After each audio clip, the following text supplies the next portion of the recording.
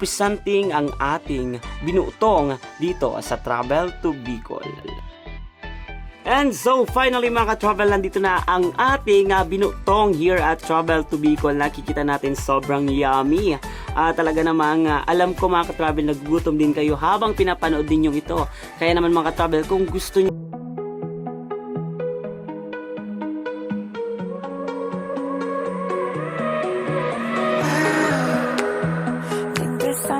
Hi mga ka-travel, welcome back sa ating panibagong vlog ngayong morning. At syempre ito na ang ating part 2. Gagawa po tayo ng binutong dito pa rin sa Barangay Buyuan, Legazpi City, Albay. Ipapakita pa rin natin ang proseso kung paano nga ba gumawa ng binutong. So na pag hinihintay natin mga ka-travel, ating simulan kung paano ang paggawa ng binutong. At syempre mga ka-travel, I'm DJ Makit Salar, your travel buddy. At tuturuan ko po kayo kung paano ang proseso ng paggawa ng binutong.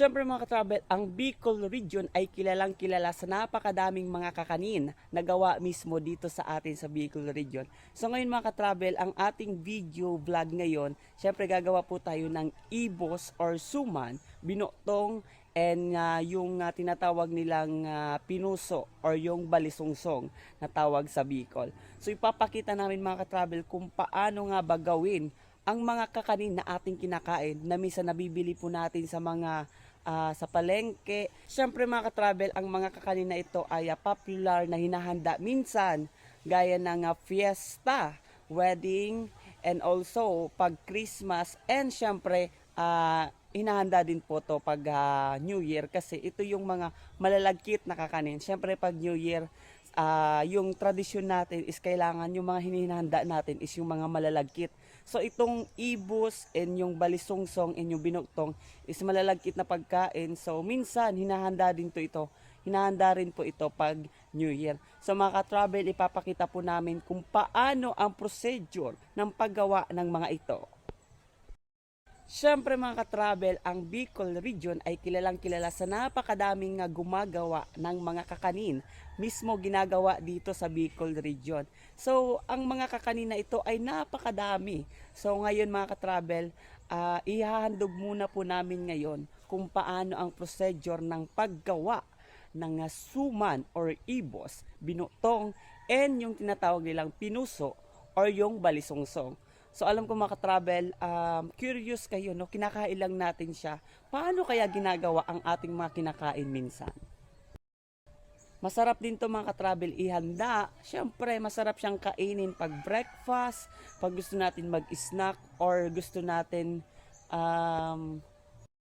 Siyempre mga ka-travel, ang mga kanin masarap kainin, lalong-lalo na pagkakagising lang natin, masarap siyang i-breakfast kasi siyempre mabigat siya sa tiyan kasi yung mga kakanin is from rice and also yung mga harina, and syempre may halo po siyang coconut milk. So pwede din po siya pang snacks kasi napakasarap at bagay na bagay pang snacks sa ating lahat. Huwag na tayo for junk food or yung mga no? So dito tayo sa mga Siyempre mga ka-travel, support po natin ang mga local business na mga gumagawa po ng mga kanin, lalong-lalo na po sa ating mga kababayan dito sa Bicol region. Kaya kung nagtitinda po sila ng mga kakanin, huwag po natin baliwalain. Pwede po natin silang tulungan through to share, or pwede po natin i-recommend ang kanilang mga panindang ginagawa. Dahil ang kakanin po ngayon is mostly nakakalimutan na ng mga ibang tao, pero napakahalaga pa rin po kung saan pinagmula at saan nagmula ang mga kakanin na ito. So ang Bicol region po ay kilalang kilala sa napakadaming iba't ibang uri ng paggawa ng kakanin. Gaya na nga ng ibos, ng balisungsong, at ng binutong, at napakarami pang iba. So mga ka-travel, nandito tayo ngayon sa Legazpi City, Albay, kung saan dito po natin gagawin yung paggawa ng suman or ibos, and also yung binutong and yung balisungsong. So dito po natin lulutuin at ipapakita po namin kung paano nga ba gawin ang paano nga ba ang procedure ng paggawa ng mga ito. Siyempre mga ka-travel, unang-una sa lahat, gaya ng sinasabi ni DJ Maki Tyler, bago natin simulan ang ating mga gagawin, siyempre unang-una sa lahat, kailangan muna natin i-prepare ang ating mga gagamitin sa ating pagluluto. At ito na nga, ang ating unang ginamit ay yung dahon ng saging. At pagkatapos nating linisan yung dahon ng saging, lalagyan na po natin ng pulutan na bigas. So ang nilagay natin mga ka-travel, siguro 3 to 4 na kutsara ang nailagay nating pulutan. At pagkatapos, syempre babalutin na natin yan. So uubusin muna natin lalagyan yung mga dahon ng saging.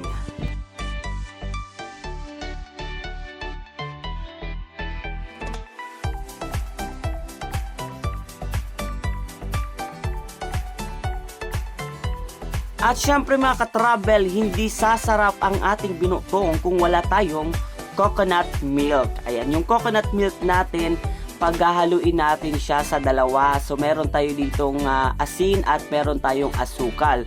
So maglalagay tayo dito sa may asukal and maglalagay tayo dito sa may asin. So unahin natin yung may asin. So lalagyan natin siya kalahati and kalahati din sa matamis. Syempre dapat dalawang taste yung ating lulutuin. Syempre yung matamis at medyo hindi matamis. Ayan, so mga ka-travel, ayan, haluin lang natin. Ito yung una natin ginawa, ito yung sa asin. Ayan, hinahalo natin. At pagkatapos, ito na yung asukal, kukunin din natin. Ilalagay din natin sa tira nating coconut milk at hahaluin din natin. So, yan, siguro mas gusto ko yung matamis na binutong. And ready na mga ka-travel ang ating apoy. So, ito na nga ang inyong DJ Maki Tyler. Nagre-ready na ng apoy para maluto na natin yung ating binutong.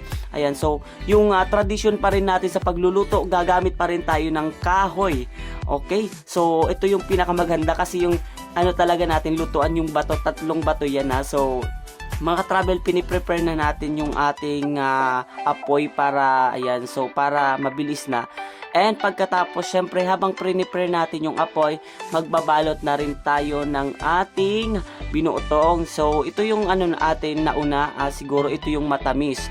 Ayan, so, once na nabalot na natin yung, nailagay na natin yung pulutan na bigas, so, lalagyan na natin siya ng gata, ng kung ilang kutsarita, ganun din yung lalagyan natin ng gata, ano? So kung ilang kutsaritang bigas nilagay natin, ganun din sa gata.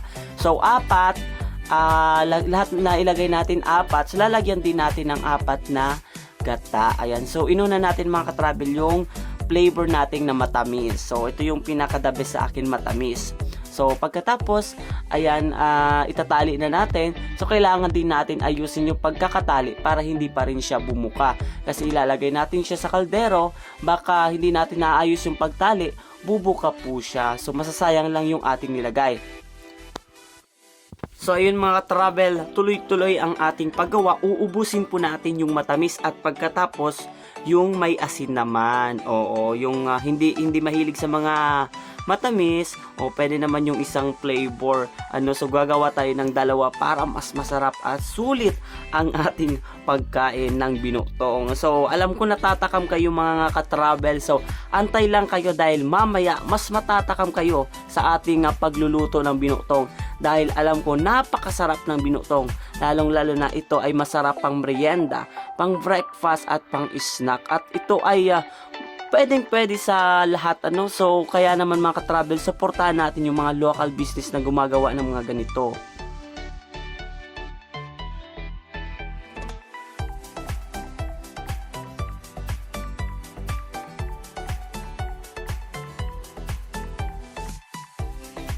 At pagkatapos natin mga ka-travel ng matamis, dito naman tayo sa flavor na maalat. Ayan, so nilagyan na natin ng maalat. Ito ay konting asin lang mga ka-travel. Huwag nyong damihan ng asin kasi baka sobrang alat na yan. So ayan, ginagawa din natin yung maalat sa mga hindi naman mahilig sa matamis. Kung gusto nila maalat, ito pa rin po para sa inyo. Napakasarap din syempre ng maalat. So hindi naman gaano dapat maalat. Yung tama lang yung pagkakalasa para mas damang-dama natin yung sarap ng binutong na ginagawa natin. Ayan, so mga ka-travel, medyo patapos na yung ating pagbabalot at pagtatali ng binutong. So ready to cook na tayo, mga ilang minuto pa lang ay natapos-tapos na natin. So later iluluto na natin kasi siguro yung apoy is meron na, no? May ano na tayo, meron na tayong apoy kasi kanina medyo nahirapan kami sa pagluto kasi na-tiyempo namin medyo umuulan. So kailangan natin i-transfer sa kalderong malaki kasi hindi siya pwede sa maliit para masingaw. And syempre mga ka-travel, tips lang sa paglalagay po ng binutong, kailangan natin dahan-dahan para maingat nating mailagay sa kaldero, and kailangan ma-assemble din natin ng maayos para okay ang pagluto natin. So finally mga ka-travel, ayan, nailagay na po natin sa ating lutuan, and wala pa siyang water, so lalagyan muna natin ng tubig at kailangan natin tansyahin para hindi naman gaanong lunod sa water. So kailangan yung tansya pa rin. So this is it. So mga ilang minuto, siguro mga 30 to 45 minutes, lutong-luto na po ang ating binuto.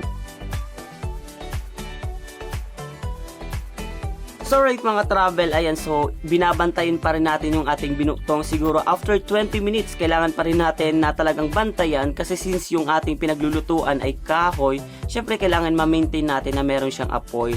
Oo, kasi malay mo, iniwan natin, wala na palang apoy kasi akala natin maapoy, yung pala wala ng apoy. So kailangan natin ma-maintain at mabantayan natin na marami po siyang kahoy para mas ano po yung kanyang apoy. So ayan, kailangan natin paypayan para mabilis yung ating pagluluto. So finally mga travel, nakikita ko na siya medyo kumukulo na, and talaga namang ayan, nakikita nyo ang singaw ng usok. Ayan, talaga namang kumukulo na siya mga travel after 40 minutes. Ayun mga travel, after 40 minutes nakikita natin medyo parang luto na siya. So paano pa natin makikita na luto na siya? So kailangan natin i-open mga ka-travel. Ayan, so kailangan natin i-open para makita natin na luto na talaga yung ating niluluto. So i-open na natin.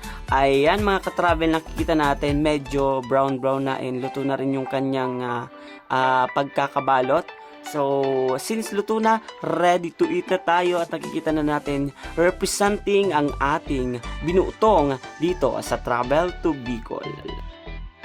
And so finally mga ka-travel, nandito na ang ating binutong here at Travel to Bicol. Nakikita natin sobrang yummy. Talaga namang alam ko mga ka-travel, nagugutom din kayo habang pinapanood din yung ito. Kaya naman mga ka-travel, kung gusto nyo rin na tikman or gusto nyo rin makatikim ng ganito, pwede po kayo magluto sa inyong mga bahay, pang merienda, pang breakfast at pang snacks ng ating mga kapamilya. So yummy mga ka-travel, ay nakikita natin yung kanyang gata, talaga namang putok na putok sa sarap, and nakikita natin talaga namang napaka-delicious tingnan.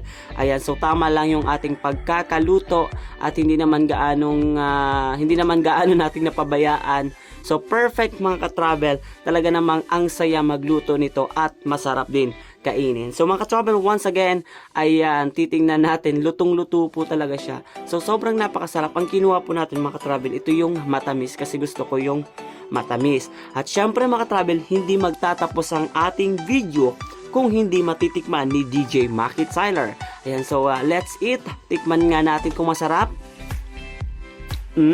Kitang-kita sa pagmumuka ko, talaga namang nasarapan ako. So mga ka-travel, ang sarap po talaga ng aming ginawa. Once again mga ka-travel, thanks for watching. Bye-bye. See you on next video. RGM deliver you the best products. What you want, we have it all.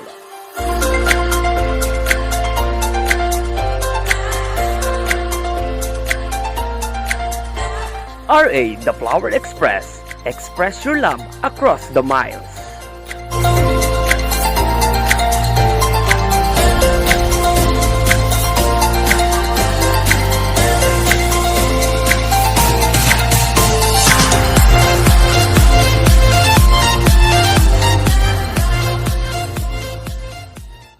Come alive.